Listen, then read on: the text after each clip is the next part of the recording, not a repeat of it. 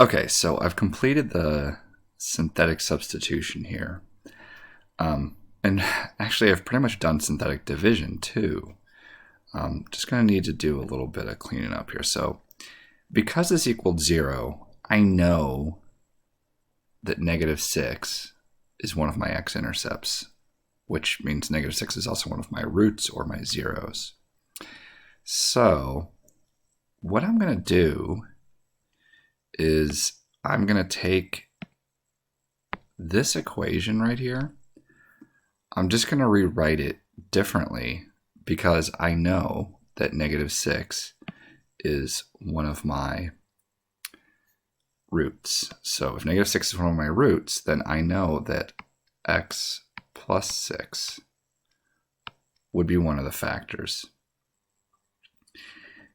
Now, the result of my synthetic substitution is going to give me the other factor.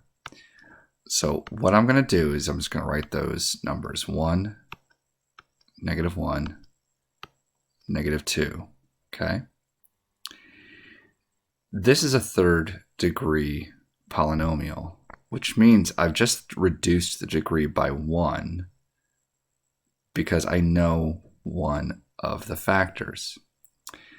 So I have x to the third. If I reduce that by 1, I get x squared. I have x squared. If I reduce that by 1, I get x. And if I have this x, I reduce that degree by 1, and it leaves it as just a constant.